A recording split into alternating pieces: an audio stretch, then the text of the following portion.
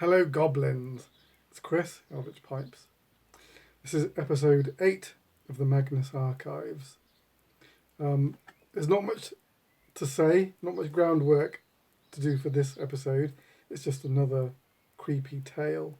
For those of you who enjoy the long burn, this is we've barely even begun. I think we're just coming up to the first quarter mark of this season. So yeah, I'm going to be working on a stem for the reading pipe that I was drilling last week. So I'll shift things around to give you a better view there. Okay, here we go. Episode 8, Burned Out.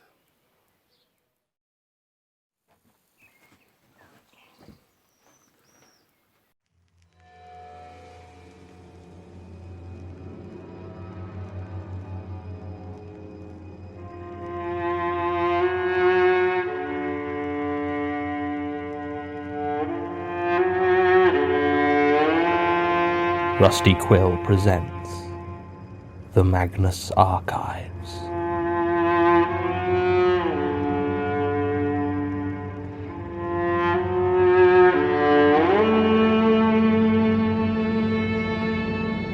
Episode 8, Burned Out.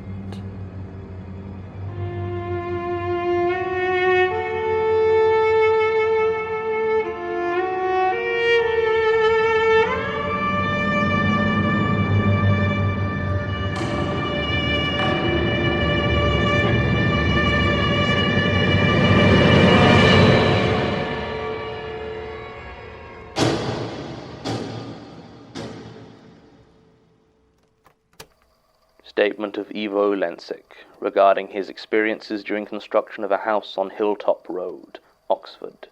Original statement given March 13th, 2007. Audio recording by Jonathan Sims, Head Archivist of the Magnus Institute, London. Statement begins. I've worked in construction for almost 20 years now, mostly in and around the Oxford area. When my father passed away in 1996, I took over his contracting business and have been working steadily ever since. I can do most anything I'm called on for, but generally specialize in new builds, plumbing and wiring work specifically. And I've got something of a reputation for being available at short notice, so it's not unusual for me to be called in partway through a build to do some work. When I got the job working on a house down Hilltop Road in mid-November, nothing about the situation seemed strange to me. The guy they had doing the wiring had been called for jury duty and they'd lost him for a couple of weeks, so they asked me to step in. I was on another job during the day, but my fiancée Sam was at a conference in Hamburg for a while, and we were saving up for the wedding, so I figured I could do it in the evenings. Now, Hilltop Road is quite a secluded street around the Cowley area. There aren't many student houses on it, so it's actually quite a peaceful place, especially after all the kids living there have gone to bed. The house itself had only recently been started, as some dispute over ownership had kept the land locked for years, and when I turned up it was still mostly empty. It had 2 floors, with a loft that was going to be another bedroom to match the rest of the road. The doors had been fitted, although the locks had not. The empty spaces where the windows were due to be still stood vacant, letting in the chill. That side of the road backed onto South Park, with fences marking the bottom of each garden. The garden of this particular house was mostly full of building materials and debris, but I remember that standing over it all was a tree. It was very large and very dead, and not to put too fine a point on it, the thing creeped me right the hell out. It seemed to cast odd shadows, which were dark and clear on even most overcast of days. But it wasn't the tree that started it, though. No, that happened my 3rd night on the job. It must have been 8 or 9 in the evening, as it had been dark for a couple of hours. I was working on the ground floor wiring when I heard a knock at the front door. At first I thought it must have been one of the other builders who had forgotten something, but then I realized that there was no lock on the door. Any of the others would have known that and just come right in. I began to feel slightly uneasy when the knock came again. Over the years I've had a few altercations with punks that wanted to cause trouble on my site, so I picked up a hammer as I approached. I did my best to hold it casually, as though I'd just been using it. I opened the door to see an unassuming man in a tan coat. He was quite young, white, maybe mid-20s, clean-shaven with shaggy chestnut brown hair. His coat was quite an old cut. It seemed to me he looked like something out of an old Polaroid. He said his name was Raymond Fielding, and that he owned the house. As he spoke, I felt my grip on the hammer tightening, although I have no idea why. I asked him if he had any ID or documents, and he handed over to me what seemed, as far as I could tell, to be the deed to the house, as well as the land beneath, and did indeed list a man named Raymond Fielding as the owner. So I let him in. I apologized for the draft and said the window panes were being put in over the next few days, but until then it was going to be cold. He didn't respond, just walked over to the empty frame of the back window and stared out into the garden. I tried to get on with my work, keeping one eye on this stranger. Nothing about the situation felt quite right, but he didn't seem to be doing anything suspicious, just standing there, looking into the garden. So I returned my concentration to the wiring. After a minute or two, I became conscious of a sharp, unpleasant smell. I thought maybe I had wired something up wrong, but no, it smelled like burning human hair. I looked over to where Raymond had been standing, but he was gone. Where he had been, there was just a patch of scorched wooden floor, still apparently smouldering and giving off that dreadful stink. I ran to get the fire extinguisher from an adjoining room. I was gone only a few seconds, but when I returned, the smell was gone, and there was no longer any smoke or fire, just the burn mark on the wooden floor in front of that window. Touching it, I found that it was just as cold as the rest of the floor. I started to clean and found that the wood below appeared to be undamaged, with just a coating of soot and ashes on top. I had to look around for this Raymond Fielding, but if he was ever truly there, then he was gone now. It was only when I'd finished cleaning up the mark that the true strangeness of the situation began to sink in, and I started to panic. I should probably explain my fear a bit, as it wasn't because of ghosts or phantom smells or anything like that. You see, there is quite a significant history of schizophrenia among the men in my family. My father had it, as did my great-uncle, and in both of their cases it led to suicide. I didn't know much about my great-uncle, but I had seen my father's decline firsthand. It had started shortly after his divorce from my mother, although thinking about it, it was perhaps the early stages that had exacerbated the problems in their marriage. Regardless, he began to spend a lot of time locked in his study doing his work. I was maybe 24 or 25 at the time, and still living at home.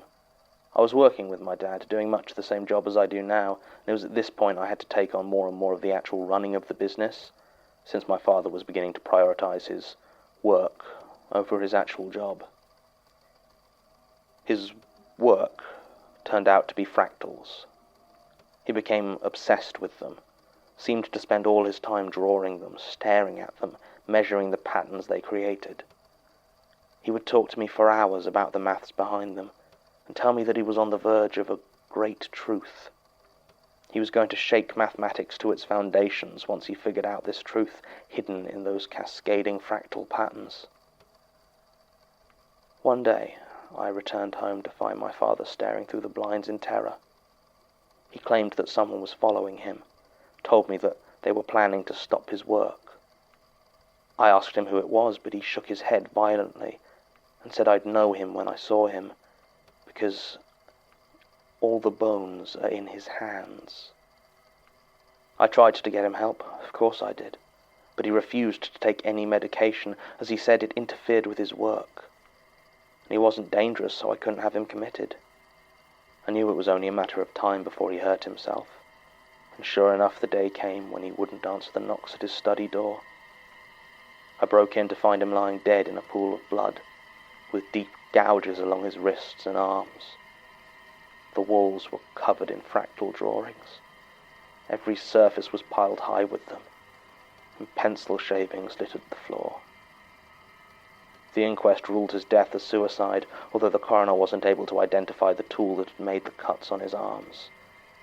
Why he had such a look of fear on his face. This is why the apparent disappearance of Raymond Fielding worried me so much. I was younger than my father had been, but still had that possibility within me. This train of thought was likely why I wasn't paying as much attention as I should have been, where I was stepping and I slipped on the wet section of flooring that I had just cleaned. I fell forward, hitting my head badly. I don't think I was unconscious for more than a few seconds, but when I woke up, I was bleeding from a deep cut on my temple. I tried to make it to my car, but I was so dizzy just standing up that it was clear driving was out of the question. So I called for an ambulance. It arrived quickly and it took me to the John Radcliffe Hospital. When I got there, they were very responsive and quickly determined that I had quite a severe concussion, so I was kept overnight for observation. I told my doctor everything about my encounter with Raymond Fielding. If it was early signs of any developing schizophrenia, I wanted to know as soon as possible. The doctor listened closely and said it was unlikely, as it would be surprising if I developed full hallucinations so abruptly, but that they were keeping me under observation. I noticed as I was explaining my experience, the nurse taking my blood pressure seemed to be listening intently, though she left before I could ask her why. I stayed in that hospital for another 2 days.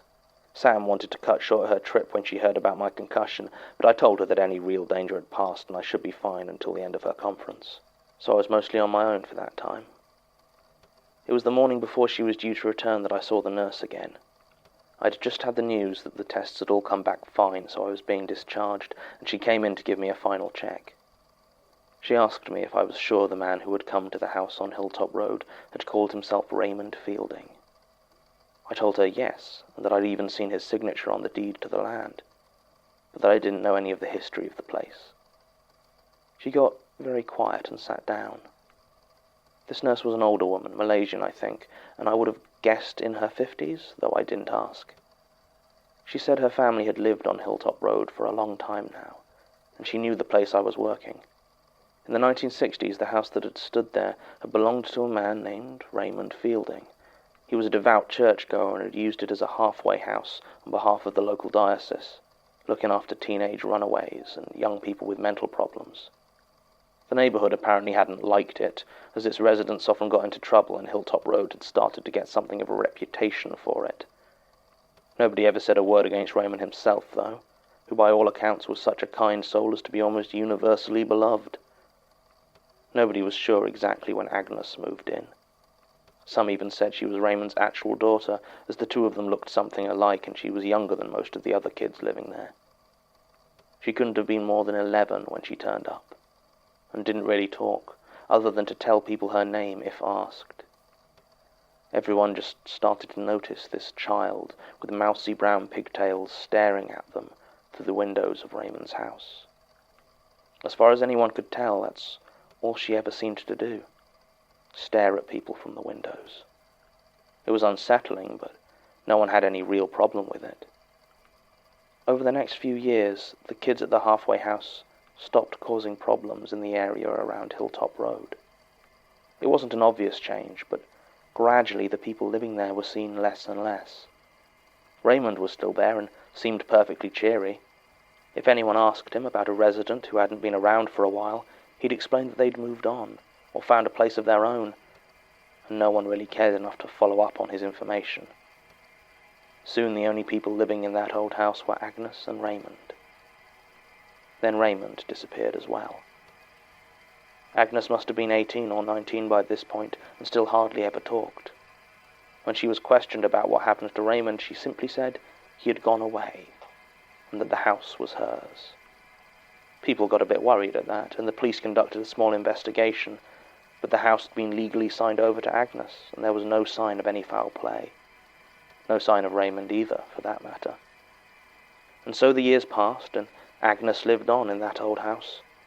Hardly ever seemed to leave it, just watched from the windows. Folks in Hilltop Road learned it was best not to keep pets, as they tended to vanish. Then, in 1974, Henry White goes missing. 5 years old, and the search turned up nothing.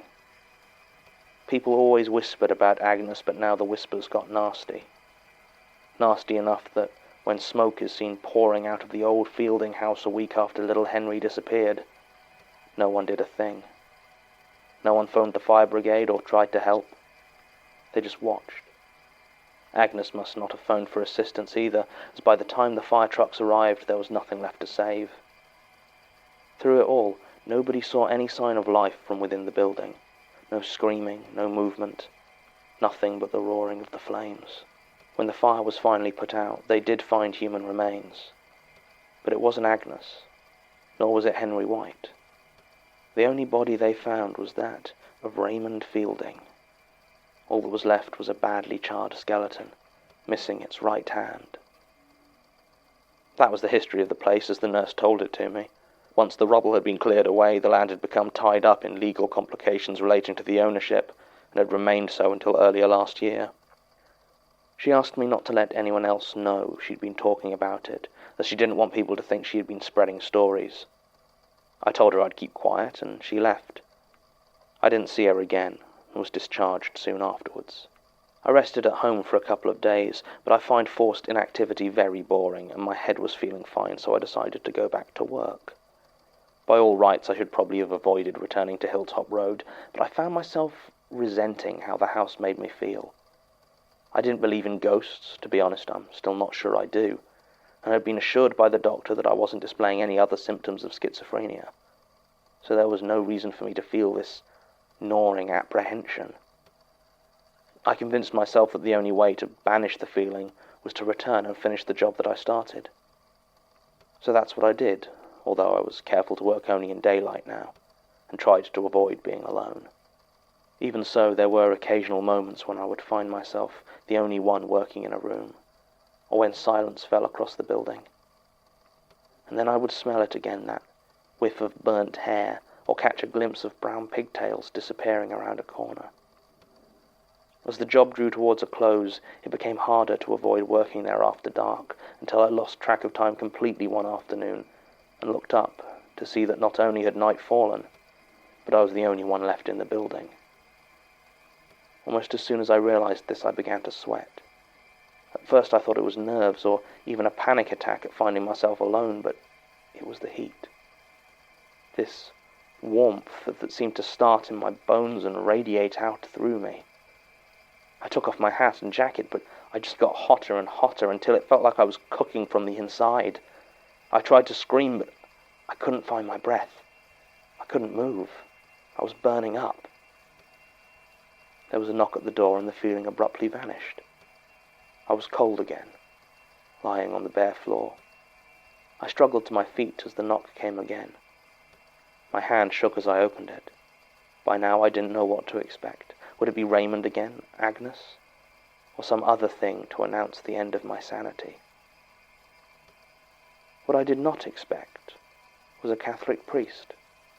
He was short and a bit portly, with close-cropped hair and deep smile lines around his mouth. He introduced himself as Father Edwin Burrows and told me that Annie had asked him to pay the place a visit.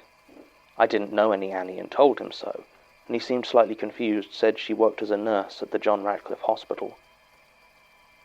This allayed my fears enough that I let him in, and I asked him if he was some sort of exorcist.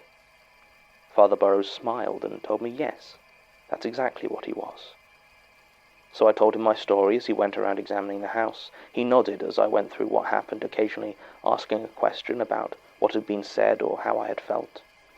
Finally, he seemed satisfied and said he'd do what he could. He explained that exorcism was really only for demons, and it wasn't something he could do to ghosts, at least not officially. Whether or not ghosts actually existed was apparently just as divisive a question within the church as outside of it. But he would go through some blessings and see if he could help. He asked me to wait outside while he worked, so I headed into the back garden and waited. As I stood there in the cold, my eyes fell on the tree. That creepy, damn tree.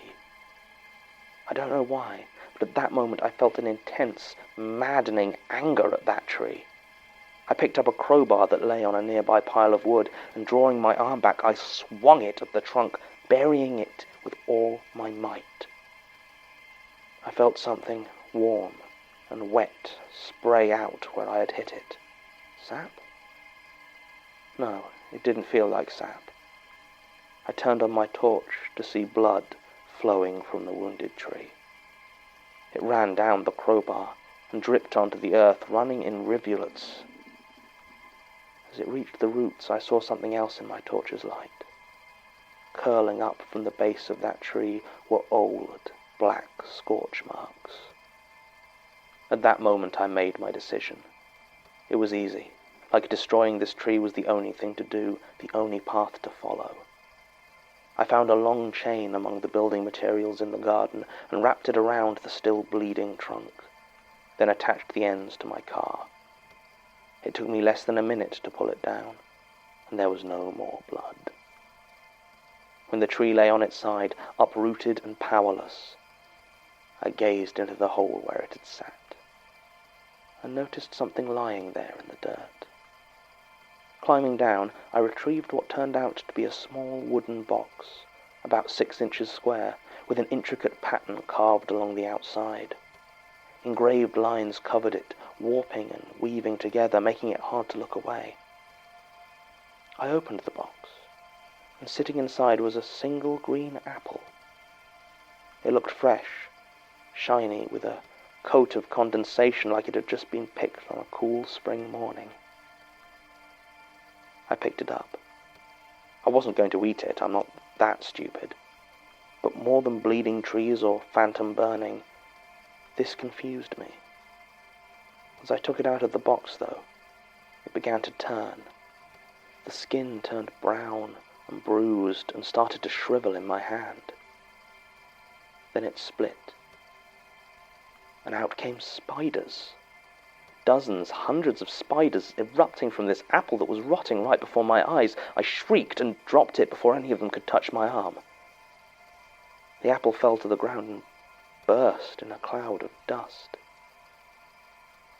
I backed away quickly and waited until I was sure all of the spiders had left before retrieving the box. I smashed it with a crowbar and threw the remains into a skip. Father Burrows returned shortly afterwards. He told me he'd done his prayers and hoped that it would be some help. If he noticed the felled tree, he didn't ask any questions about it. Instead, he just handed me his business card and told me to give him a call if there were any further problems. The house didn't feel any different, but there was no smell of burnt hair, no heat or ghosts or any weirdness I could see. I worked on that house for another week. I don't know if it was the father's prayers or my uprooting the tree, but I didn't encounter anything else unusual during my time there. After that, my part of the job was finished. I haven't been back to Hilltop Road since. Statement ends. Head trauma and latent schizophrenia, the ghost's best friends. Aside from excessive indulgence in psychoactive drugs, it seems to me that there is simply no better way to make contact with the spirit world.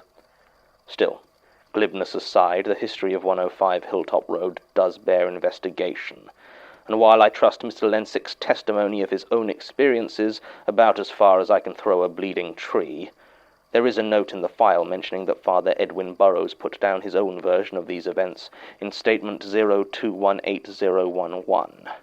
While I have yet to locate that particular file in the chaos that passed for Gertrude Robinson's archive, the suggestion that there may be external corroboration does lend some potential credence to Mr. Lensick's wild tale.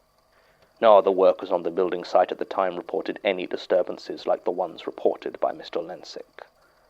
Martin was unable to find the exact date the original house was built, but the earliest records he could find listed as being bought by Walter Fielding in 1891. It was inherited by his son Alfred Fielding in 1923, and then by his grandson Raymond Fielding in 1957. There was no record of it being used as a halfway house, certainly not one connected to the local Catholic diocese, although the Church of England records for the area that Sasha got access to were unfortunately incomplete. The older residents of Hilltop Road back up the account given by the nurse Anna Kasuma, as related here. Tim managed to organize an interview with Mrs. Kasuma, but apparently she could provide no information beyond what she told to Mr. Lensick. She did admit, though, to asking Father Burrows to have a look at the house, as she was worried about it, and had seen him perform exorcisms before. There doesn't seem to be any print evidence of what happened to the house, no news stories or similar regarding the fire, but one resident did provide a photograph of the house in flames. Raymond Fielding's obituary briefly reported his death as having been due to a house fire and lauds his work with troubled youth, but gives no details about either. Agnes remains something of a mystery, as we have not been able to find any definitive proof that she even existed. Except, we cannot prove any connection, but Martin unearthed a report on an Agnes Montague who was found dead in her Sheffield flat on the evening of November 23rd, 2006, the same day Mr. Lensick claims to have uprooted the tree. She had hanged herself. Her age is given at 26, which doesn't match up at all, but tied by a chain to her waist was a severed human hand, a right hand. Its owner was never identified, but the coroner was apparently quite perplexed, as tissue decay would seem to indicate that the hand's original owner must have died at almost the exact same time as Agnes. 2 families have lived in the house since this statement was originally made, but no further manifestations have been reported on Hilltop Road. End recording.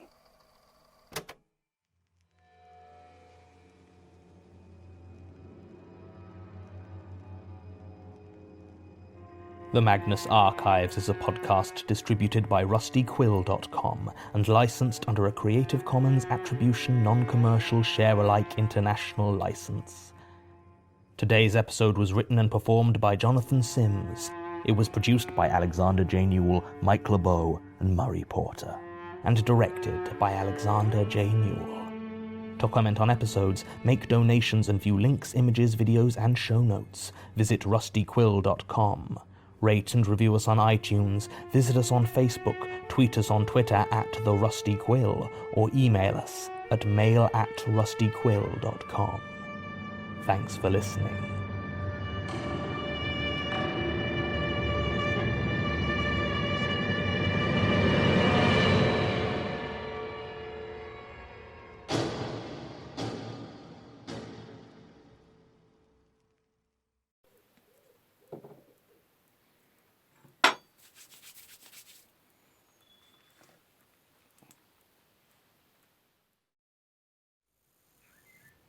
There you go. Hope you enjoyed that. Mark it, because events from that episode will spread their tangly web. Alright, until next time, take it very easy, your loyal pipe maker.